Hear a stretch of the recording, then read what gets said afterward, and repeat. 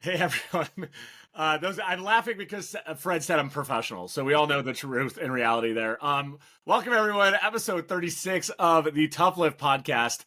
My guest today is a good time friend that I've known for a long time through another friend, the original friend, I guess I could say. Got to shout her out, Val. But her husband, Fred Hale of Notre Dame Strength and Conditioning. He's going to be joining us today for our podcast. I do know people in sports. Many of you know I will talk about all three periods in football, right, Fred? There's three periods in football. I'm just kidding. Obviously, that was just to egg my wife on if she actually ever listens to this.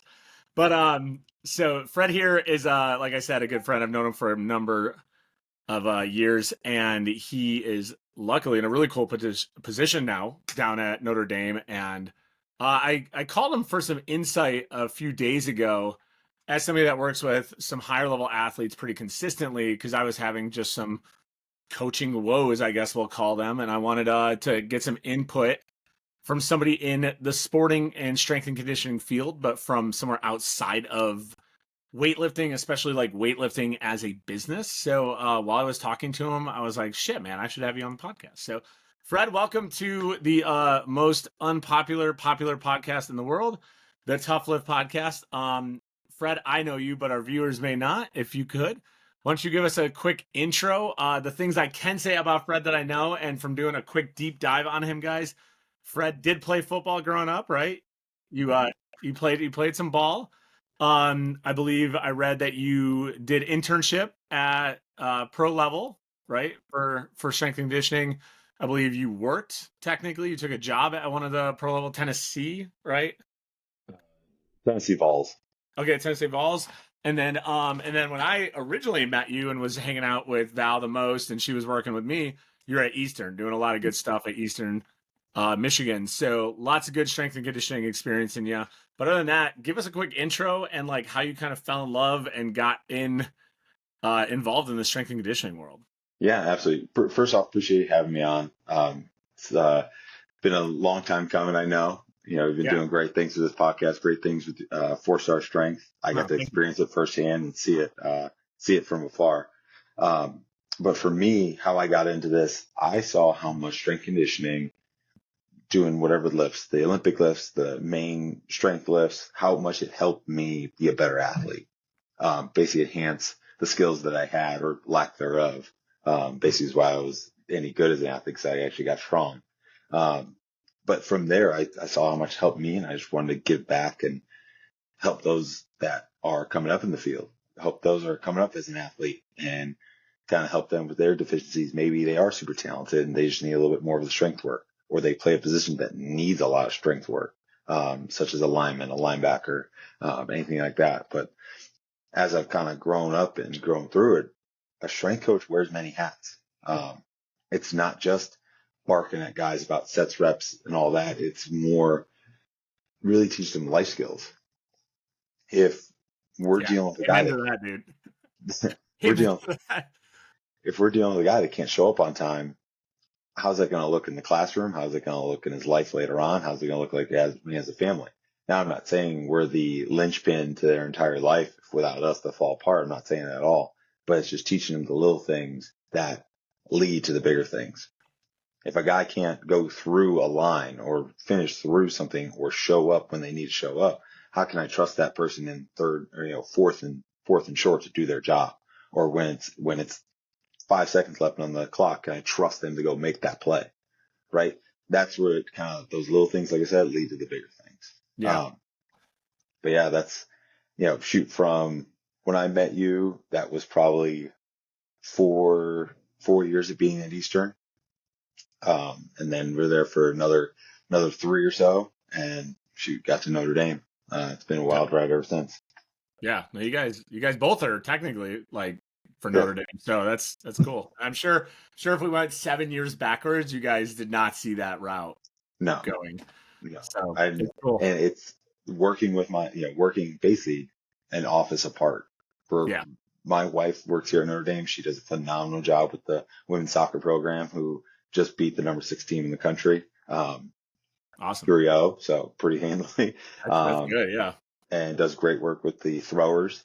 which she does a bunch of Olympic movements with them, and throwers are fun to work with. You'd love them, but she does a phenomenal job, and just get to work side by side with her essentially is definitely a blessing. That's awesome, man. Yeah. No, Val will be on the podcast eventually. I need to figure out the right energy that I want to bring Val on for, because she is just a ball of energy. Yes. You and Val are 100% yin and yang, and anyone listening to the podcast will understand when I bring her on. So I wanted to talk to you about, like, the lifts and you benefiting from them. Do you remember your first Olympic lift session? I always With ask you, people this. with you guys, or In in general, general? like if you did it Oh, on your own or with us, like in general, lifting on your own, trying to do the lifts. I always bring it up with people. it was definitely high school. So shout out to, our coaches in high school to actually showing us the stuff early. Yeah. But clean, not a super problem, super hard time, but anything overhead, not great. Total Just shit show. terrible. Yeah. And I we were always doing a ask lot of, everyone that. It's like, do you remember? It's like, I don't want to talk about it. and we were doing a lot of complex stuff, or like compound, where we're going, hey, catch and overhead press, or catch to push press. And you're just like, I don't want to do this ever again. But now that I look back on it, I was like, glad I did it. So I had that exposure going into college, Yeah. because you're jumping in right off the bat, like, hey, we're going to test cleans. So it was like, half the guys have never done them, Yeah. but at Yep. least walking in, you like have that confidence, like, all right, I've at least Game done on. this. So let's go. That's awesome. So I wanted to talk to you about, like, how in strength and conditioning in your guys' environment there at Notre Dame, how are you guys utilizing the lifts? Like, what does it look like if a player is training for you guys? And I know there's obviously different seasons and stuff like that, so I'm sure seasonality plays into the programming and training. But how are you guys utilizing the Olympic lifts just for this conversation specifically for your guys' training? Yeah, we'll run the pretty full gamut. Outside of heavy snatching, we'll get some light snatching here and there. But that's more for the ballistic component of it. Not necessarily say, hey, we're going to train this for strength or train this for heavier weight. But we will go through, and this January shoot, we broke down to every single rep the guys are picking the bar off the floor. So whether they're picking the bar off the floor, going to position one, do a catch or a high pull, or a pull itself, going to position two, and then taking it from the floor. So if you really totaled it up, I mean, the guys were doing 9 reps of picking the bar up off the floor in a single set. Yeah. And you think, hey, that may be overkill, or hey, what are you guys doing in terms of their low back health, all that. But the weight was a little lighter, and it was just working on the technical aspect of addressing the bar, picking the bar up off the ground, and the components that go along with it. So, we started someone doing this with our developmental guys, which we can break down later in this episode. But, shoot, last season we were breaking down position one, position two, below the knee, above the knee. So the guys understood the terminology of what that felt like, of this is your power position, position one. This is where a lot of things derive from this. And then, okay, we know how to pick up off the floor. We know and have confidence of getting to, whether it is a deadlift, whether it is a clean pull, whether the shoot just grabbing a trap bar. They have that confidence picking things off the floor. Makes me sleep a little bit better at night. The guy's not going to wreck his back. Exactly. They're not going to blow their spine out. Right. But two, it gives them confidence. Okay, I know how to lift this and then go, and how to translate that smooth pickup on the floor and translate from, once they pass that knee, it's the most violent thing they need to do that day. Yep. Hopefully. Yeah. But we'll utilize a different gamut, a full gamut of the Olympic lifts, and then also obviously your basic strength movements, your benches, your squats, your sumo deadlifts, trap bars, all that. But it's like I talked to you about myself. It's really trying to enhance the skills that these guys have. Yeah. At Eastern Michigan, again, shout out those guys. They listened to the plan, they adhered to the plan, and they took after the plan. We're trying to turn 0, 1, 2-star athletes into those 3, 4-star athletes just through strength conditioning alone. Here, you're getting those 4, 5-star athletes, just like at other Power Fives. So now it's just really honing those skills. About 4-star athletes from my end, but I'm not going to make it. So we'll get those guys coming in as 4 or 5-star athletes, and it's really just enhancing their skills and really fine tuning, like I talked about, the mental aspect. Yeah. Like, they all know that they're the big fish in the big pond when they come out of high school. So this is a little bit of a slap in the face. in terms of the attention to detail they have to have, the pace they need to move at. The amount of running is far above, and we can have a whole hour talk about the running nuances in college sports, but the amount of running that they have to do in camp is far beyond what they ever expected. Yeah, just grotesque amount of running, probably. Yeah. Army levels of running. Yeah. So while we're on that, so like obviously we know it's pretty common that strength and conditioning coaches in the high school and above level will take the Olympic lifts from the hang, right? And I've talked to enough to where I understand that, but let's just break down for listeners that may not know, because I know in my community when I talk to a lot of maybe beginner coaches or coaches that haven't hung out in like the professional sports realm or the higher level sports realm of like, hey, why aren't they taking them from the floor? Why aren't they taking them from the floor? Explaining of like the limitation in time, what you're going for, that explosive component of the mid thigh area and the extension of the hip and stuff like that. Versus yes, there are benefits from pulling from the floor, but you're really limited on time and stuff like that. Why don't you break that down so maybe somebody listening can finally understand why maybe you guys aren't doing all the lifts from the floor all the time? And there's so much hang work in college sports. Mm-hmm. And you're right. There's a component of time. There's definitely a component of the season. So for us right now in season, this might sound a little sacrilegious to some people, but we give the guys their choice on that day. So if they are I like that. Yeah. So And I know that is not how it is across the board. right. Yeah. We're not the main show in January, February, March, and then in the summer. Yes, we're the main deal. But right now we're in season. This is the longest period of training, uninterrupted training that we're going to have in an actual in-season model. This is the longest amount of uninterrupted training. Because in summer and winter we have periods we have to have off. So we take this, but we have to work around every single Saturday we have a game. Yeah. Where they're basically getting into 10 to 50 car crashes every single game. Bingo. And the abuse on the body. Absolutely. I tell listeners, please listen, all three of you, doing the Olympic lifts is literally like, I literally tell my athletes, I'm like, I'm talking to a little 59 kilo female and they're like, why is my body so broke? I'm not doing so much. I'm not doing that much. I'm like, you don't understand like the impact variable, the compression variable that goes on your body doing these lifts, even at 35 kilos, is like a football player hitting another person. Right. It's what it's like. So, like, yeah, you, of course, comparing a football player running into another football player is a car crash. Right. Makes perfect sense. Yeah.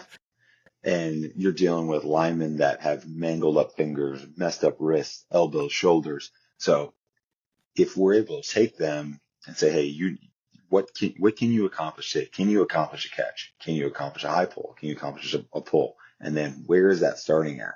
Is that starting on the floor? Is it starting in a hang? Is it starting off of blocks? Okay, where are we able to do that? Because 1 week a guy may be able to, hey, no problem, I can catch, I'm good. Next week, hey, wrist got banged up, fingers hanging on by a thread. I can grip the bar, but I cannot catch. No problem. We're looking at and trying to accomplish that triple extension position, ankle, knee, and hip. We're always trying to look into that to maintain the amount of power that we've built up in the off season. So to be able to maintain that, we got to express it. And we have different ways too. We'll add different pairings with things too, like Bachstrom's med ball work, just to kind of complement it. But our bulk work does come from the Olympic movements. No, it's super smart, man. It's in weightlifting, like one of the original variations that I was taught to coach, and like go down a rabbit hole in this, but it's the Cubans were very successful because their system was called like Cuban selective system. They had a very limited population of specialized athletes for such a small population, but because they allowed the athletes to work with the coaches and be selective with the programming versus just like the Russian model where it was just like, and the Bulgarian model where like, here's the programming, go survive. And then the best became the best because they had large populations. The Cubans were able to take a population of limited capacity and create medalists all over across the board in multiple sports. Right. It's like, what a novel idea. Right. And I've said this for years with American sports. It's like, okay, in sports where we don't have high populations that are like weightlifting, right? The unpopular sports, like that's probably the better system. Because I So, think that's how you get better buy-in. yep. Bingo. Like giving the athlete choice and getting to push them in that choice. That's the game. That's the puzzle.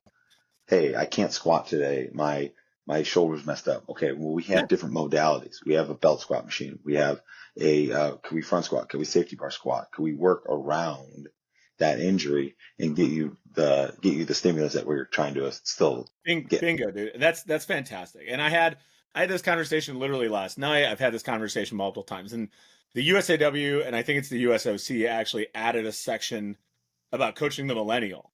And one of the valid points, and I like tell people, I like read it, and I'm not that old, but like I'm getting there. I'm starting to be one of the old timers in weightlifting, but like I was like, all right, here we go, coach the millennial. They're so different. And like one of the valid points though they bring up that even goes to your conversation, because you're coaching 20-year-olds like to 18-year-olds, is like every aspect of their life has been customizable. So like getting them to engage with you and almost customize a section. They're not customizing the macro. They're customizing a small section of it. No different than their screen on their phone. Right. You don't get to customize the damn phone. The phone is the phone. The program at Notre Dame is the program. But whether they're doing a belt squat or whether they're doing a zombie squat or whether they're doing Bulgarian split squats, they're getting some sort of leg stimulus where the volume's being acquired in the legs. Right. You guys get what you want at the end of the day. And this is a conversation I had with my athlete Logan yesterday, because he was like, he's dealing with a wrist injury, so he can't like do all his snatches at the planned program. But I'm like, listen, brother, like we're doing a volume program. I need volume. Yes. Your volume's not coming from the snatches. It's coming from cleans and squats. So if you can clean and squat, we're still building our volume into your leg. That's fine. We're okay. And you're a good snatcher. So we're okay. And like he bought in on it. He's good. He understands it. But like it's that whole customizable piece. And by you guys doing that and giving them those options, it's like you're saying they're buying into it because they're able to customize a piece of it. They feel involved. Right. Right. And it's it's on us to be able to be smart enough to give that autonomy to them. Now, listen, we've got these different plans. You can't do this. If we got told to take them off of a squat or totally take them out of a living movement, we have that as well too. Say they're totally single arm or they're totally single leg. We've got that too. Where we still need to get the volume, like you're saying. So with that given option, hey, 1 week we may have that be the same thing that they're on for a phase. That's fine to keep with it because they want to see how heavy they can get in that. Totally fine. We do give them ranges to stay between, and then a little bit of a cheating here because luckily we're fortunate enough to have the funds for it. Is we have velocity based training systems as well too. We use a perch system, which is a camera that just sits right top of the rack, and we're able to see what meters per second or velocity they move that bar at, what peak powers they're outputting over the course of a 3-week time, and actually see with, again, these car crashes they're in, how they handle the stress of games and midterms. And no offense to anyone's education out there, but you're not having to deal with to be a 4 or 5-star athlete and then go deal with 4 or 5-star students in the classroom. Where your academic expectation is just as high as your athletic expectation, which is go win national title. Okay. Go get straight A's at Notre Dame, which is really damn hard. Yeah. And if you falter, you could get kicked off the team and stuff like that. You get kicked out of Notre Dame in general. Yeah. Much less, forget about the team. You're getting kicked out of school. Yeah. Because you can't hang that way. So they've got that stress as well too. And like you and I know, and hopefully the listeners, the coaches all know, stress is stress. Whether this 18 to, we have a couple older guys. We have a 30-year-old who was in the Army, used his GI Bill to come get some. He started kickoff on Saturday. Nice. Kickoff this week. But they all have stress. Whether it's I broke up with my girlfriend, I have a test, I have a paper, I have to go, play against the triple option this week, whatever it is, it's all stress. Everyone navigates it differently. We'll utilize different things like force plates to check their readiness, also check their power output, to kind of go along with what we're seeing We have GPS units that tracks their speed when they run. So we have a plethora of technology. Yeah. Guys are also wearing different units, like obviously Apple Watches, Oura Rings, Whoop bands. They're all about they're a lot about themselves in Yep. that way of knowing what's going on with their body. And these are guys that are, third, fourth year, fifth year, some 6-year guys that listen, they understand their body pays the bills. Yep. They can't play. That's their identity. Yep. Yeah. And like going into, I can go into these young guys now. When you have an athlete that's first, second, even early third year in college and getting them motivated to do this, it's when you look at a place like a Notre Dame, like a Georgia, like an Alabama, the pipeline to the NFL is a big, big motivator. That NFL logo is a huge motivator. Well, okay, that's where you want to be. If that's what good is to you, if that's the best of the best and that's where you want to be, work backwards from there. Mm-hmm. Look and see where you're at. This is where you want to be. This is where you're at. What do I got to do to close that gap? Yeah. What are the little things I can do? Probably getting to bed on time. Yep. Oh wait, I have a test I got to study for. I can't go to bed till midnight every night. Okay, well that Rob's there. What are things you eat? Oh, I don't eat breakfast. Well, you got to find a way to eat breakfast because right now you're losing a pound a week because you're not doing those little things. So that's something I like to lay out to the guys. You want to be an All-American. You want to be a starter. You want to get playing time. All right. What are the people in front of you? What are the people that have come before you? What have they done to accomplish what you want to accomplish? Yeah. Now again, I always like to say it's like what's going on the other 99% of the time. Exactly. Like you're only watching 6 minutes of weightlifting for Weightlifting World when you watch the YouTube videos and shit like that. Like what are they doing the other time? They're not right. They're not staying up, like you said, they're not staying up late. They're not skipping like rehab sessions. They're not thinking they don't need to pay attention when the bar is empty. Like they still have intent, all that type of stuff. Right. So it's the same conversation. Yeah. It's you always get the sideways looks, or it's like, why does that matter? Why does it matter? I think part of the issue, like, and I was thinking about this after a phone call with those people. It's like is really it's exposure, right?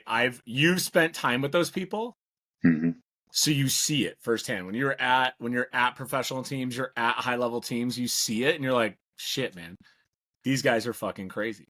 And like when you watch the documentary they did with Jordan and the Bulls, right? The Last Dance or whatever. All the players are sitting there talking about like coming back and like Jordan going and practicing and shit like that. And they're talking about like Rodman was a nut. He was a nut. It was just absolutely insane. But like, dude, the second his foot touched the wood, he turned it on. So like, that's just what he had to do. Like, was he a great human being? No, not really sometimes, but he was our player when his foot touched the wood. And that's like what a coach needs.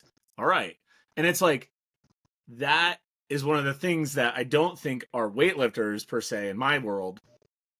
They watch everyone on this thing, but they never sit next to them and train and watch them. They never sit in the gym and see what they're doing. They never spend time with them and see that they're getting a protein shake every day. Like, I hate to say this, but like 80% of my gym doesn't even take a protein shake. And it's like, what are you doing? Like, you sit here and you bust your ass, and then you don't even treat, like, you don't even have the sense to have a shake. And me and Tracy are like, guys, you need this. And they're like, do we though? And it's like, no, I'm blowing smoke up your ass, 100%. I promise. You don't need protein shakes. They're all a myth.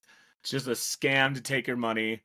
And it's like you're not paying attention to how the lifters that are elite take the empty barbell, how they move 40 kilos before they get to 160 for their snatch. Because they're not there in person. Like I learned when I was training in Maine under Coach Ivan, sitting next to Elio Guerrera, who was like a Cuban that beat Kendrick Ferris at Pan Am's, just training with him every day. And then Vanessa Conones, who is a Colombian junior champion, like, I was not in the same fucking league as I shouldn't even been able to fucking smell their shoes as far as I was concerned. And I thought I was hot shit because I was like going to CrossFit regionals and shit. Like, and I'm sitting next to these lifters, and every time Vanessa hit a barbell, it sounded like fucking lightning striking. Every time Elio just did an overhead squat, it was like you could hear the air wisping at an empty bar because it's like, and I'm like, what the fuck? I'm not in the same league as these people. And he brought up the point Ivan did, is just like, they move with grace and power and speed at any weight because they want their best weight to be that easy. So why would you not train to be like that? Would you ever tell a sprinter to be slow? Right. You have to train. I say that again. Train and practice how you want to play. Yeah, you train how you fight. We did that in the Army. We Yep. weren't lazy when we were trained to go to war. Training, practice, all that should be harder than the games because you prepared so hard. You look at when athletes look at the phone, they look at the videos and the highlights, like that's the finished product. That is days, months, years of repetition, doing the little things. Is it perfect every time? Absolutely not. If it was perfect every time, they'd probably be done because they probably won everything. Right? Yeah.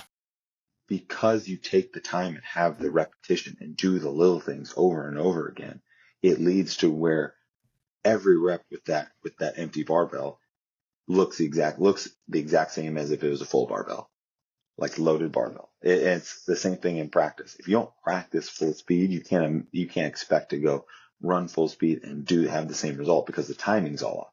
You look at a quarterback, wide receiver. If a wide receiver jogs their routes, or doesn't go hard in the routes, or doesn't come back to the ball and come back, and the quarterback throws a ball in practice and it's over and over the wrong way, you try to go do it in the game, it's not going to work. Like it's got to be repetition. You've got to get through perfection through repetition. You strive for perfection and you find excellence. Yeah. So on that, what do we had the conversation, your athletes that you are trying to work with, they have the potential, they started with you, whether it was a year ago or 4 years ago, and you start seeing the laziness or the lackluster movement performance. What are you saying to get them back on track? How are you trying to help them besides the conversation we just mentioned of like, all right, are we doing the steps? That you had a conversation of what you wanted to do. Are you self-checking them on track? It's funny to say. Sometimes the event is not something what we say. It's they get humbled in a certain way. They something comes up, something they see, something that happens. Like, I'm not saying it's a loss. It's a loss in terms of a game, but it's a realization. It's a wake up. Like I said, that NFL Shield, that's a big thing. And they see like, oh shoot, like I'm not even on this list. But then all these people above me are, like, all these guys that I thought I was better than are. It's a little bit of a wake up call as you're looking for. Yeah. But to me, shoot, it's really getting that. Like, that's when you got to learn and know your athlete. You got to learn and know what makes them tick. You got to, especially if you're an athlete you've been with them for 4 years, you have that idea, what buttons to push. And again, everyone gets that little bit of a burnout. So, that's where I think I like having a little bit of our choices in our lifts or our workouts where, okay, maybe we need to change something up for this athlete. They're at that point where they're 4 or 5 years trained. We need to maybe have a little switch up, a little change up, a little like, hey, you're working just velocity based now. You're working just speed. Kind of change that up, kind of flip that up, kind of give it a little bit of spark of nuance compared to what everybody else is doing. Yeah. When, how do you, because obviously everything's pretty repetitive to a degree in football in the sense of like positions and stuff like that. How do you guys handle burnout with your athletes? Yeah, that's a definite interesting one. This goes outside of training. This goes into why you do this. This goes into why did you come and start playing the sport? Yep. And then you look around, we live by a little motto. It's TGS. It's the golden standard here. Notre Dame, Golden Dome, all that. Mm-hmm. But there's three components to that. There's challenge everything. So really you're just finding a better way. This isn't working for me right now. This isn't going well. This is like, I can find a way to do this better. There's got to be a way to do this better. The next one is unit strength. So it's the love of the people next to you, love of your brother, love of your position group, love of the guy across from you in the locker room. A lot of times that's why guys dig in to find this is what they want to do it for. They want to do it for them. They know they're not going to the NFL, so they want to do it for that guy across from them, the guy next to them. And the next one is competitive spirit. Like you can look at it as refusal to lose, finding a way to win, however you want to say it. So those are that's a little bit of a. I like that. I like that second one especially. Yeah, unit strength. There is a reality, right? Not everyone's gonna make it to the fucking top of the mountain. Right, but we take that from the military too. I mean, you gotta do it for your unit. You know, your brother, your the person you're playing with, you're working with. You gotta do it. You gotta do it for them, and then that way you don't want to let them down. Yeah, and it's an interesting thing because in like obviously again in weightlifting, like everyone kind of knows a general idea like whether they're going to be going to the fucking Olympics or not, right?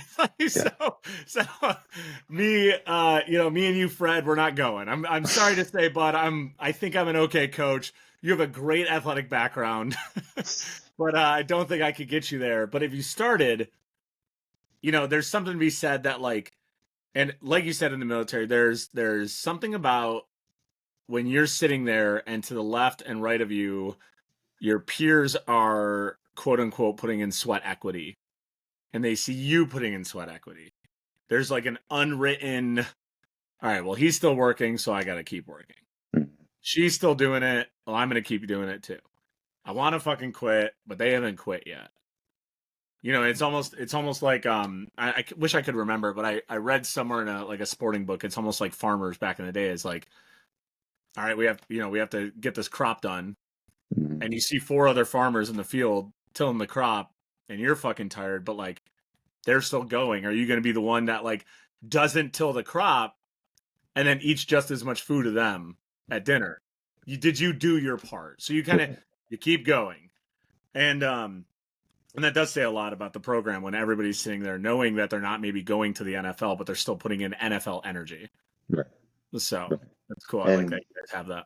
It's a beautiful thing here at Notre Dame where it's evident on Saturdays. Yeah. It's absolutely evident at practice. Like you see it. You can feel the energy that people have for each other, the love that they have for one another when you see that all out there. Cause, we had some SEAL Team 6 guys come in and speak to the team. And that's all I guess I can really say about who it was, but, they said that the mission is a celebration. Our games are a celebration of all the work you put in, not just through the week, but obviously way back before that. It's a celebration of you guys. It's a celebration of the team, the program, and you got to put that on display. Whether it's on TV, not on TV, 100,000 fans, 5 fans. It's a celebration of you guys. To go out, you go out and do all the effort. Exactly. And you put all that work in, you time to show it off. And that's what the guys get to look forward to on those 12 guaranteed Saturdays. Yeah. Cause that's all they get. This is so crazy for all the work that they put in, all the stress, all the sweat, all the blood, tears, all that. It's 12 Saturdays. Yeah. That's it.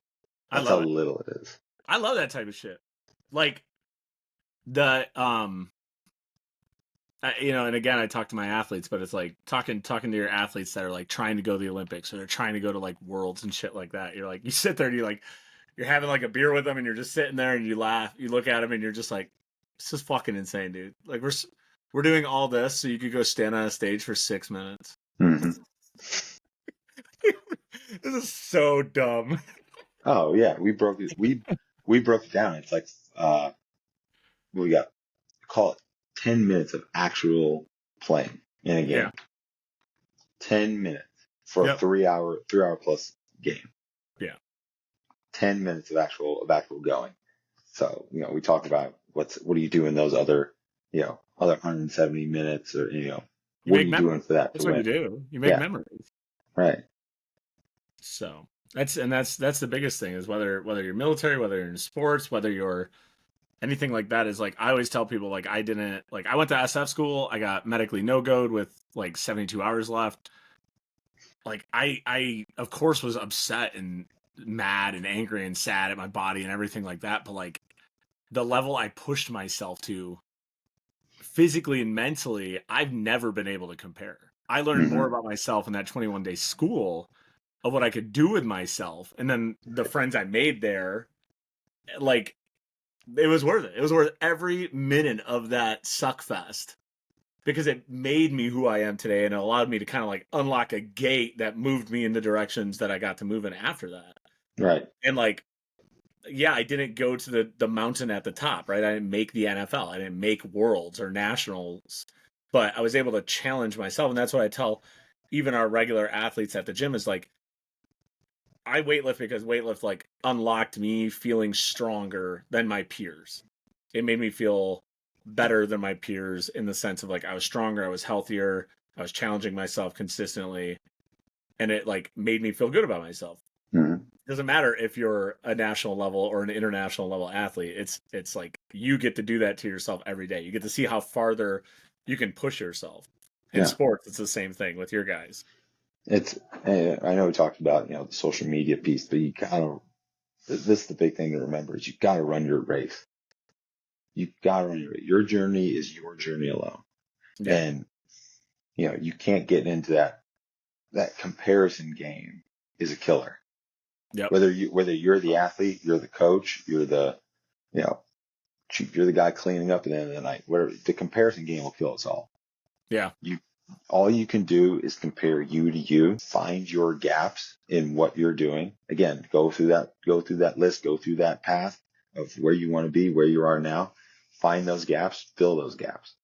Everybody's got them. Everybody's got them. There's only one person that didn't have gaps, but you find your gaps and you work at those with everything you can. Mhm. Now you might not get them all done in a given week, in a given day, but keep working at it. Keep working at Yeah. it. You'll get to where you want to go. Yeah. No, I like that you brought up the social piece too, because that's again like they don't see those, like we were talking earlier. They don't see those athletes training. They don't see their weaknesses because nobody posts their weaknesses. Right. They don't Those sit there and talk about what I'm inherently bad at this movement or this drill. and that's another thing with them. They're those people that are like the top tier, the 1% of the 1% of their given field. They're considered misfits.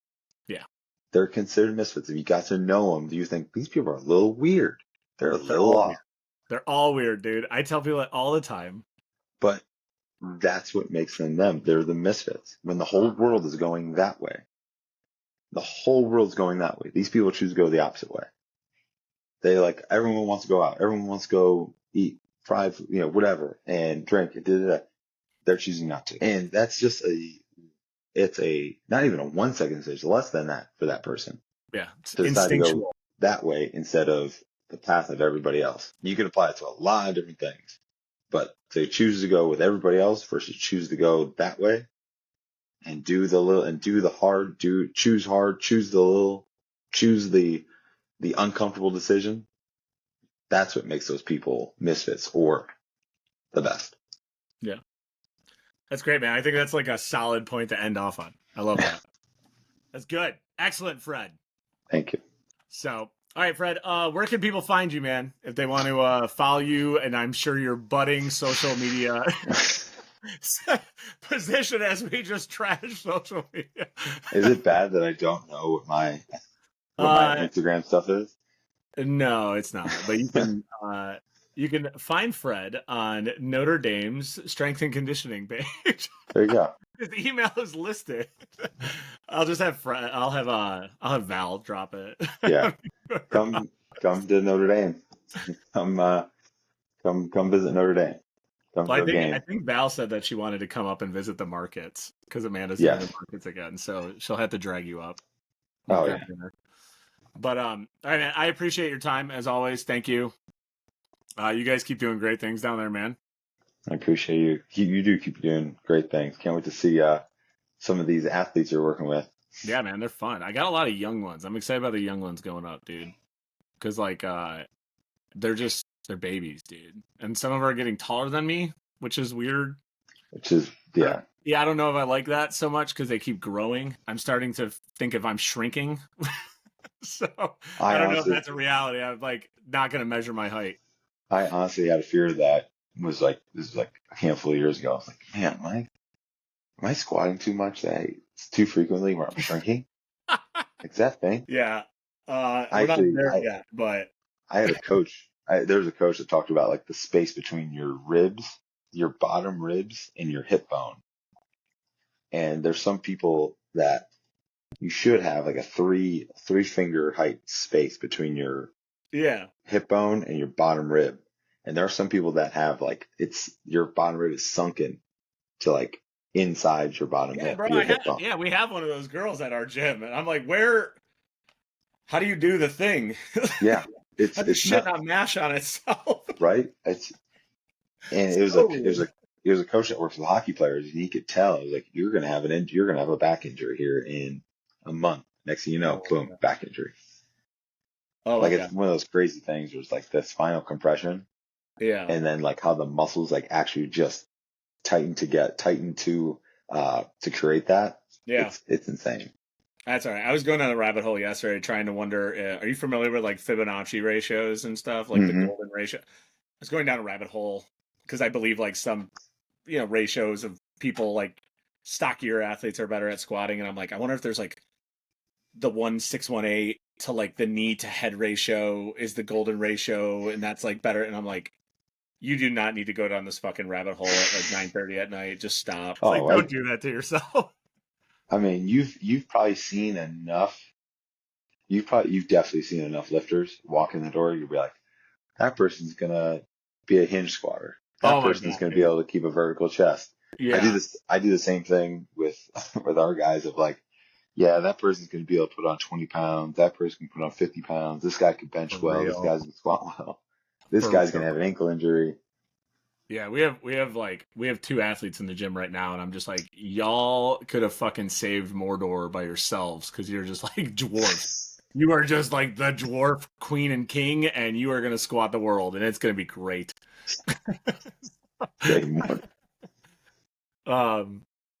So actually, I referenced that wrong. Sorry, it's not Save Mordor, Taken on Mordor. Taken on Mordor. I'm getting confused. The new series. All right. Anyways, I'm going to let you go because you got to get out of here in 8 minutes. Thank you very much for your time again. Absolutely. Thank you. Listeners, you guys know I don't pay attention to sports at all, but this is a official Go Notre Dame out of me for what that's worth. Well, we do play Navy this week, so. Well, fuck yeah, beat Navy, absolutely. Fuck Navy. There you go. I'm sure you can't officially endorse that one, but I'm saying it. All right, man. I'll talk to you later. Appreciate it. Bye. Bye.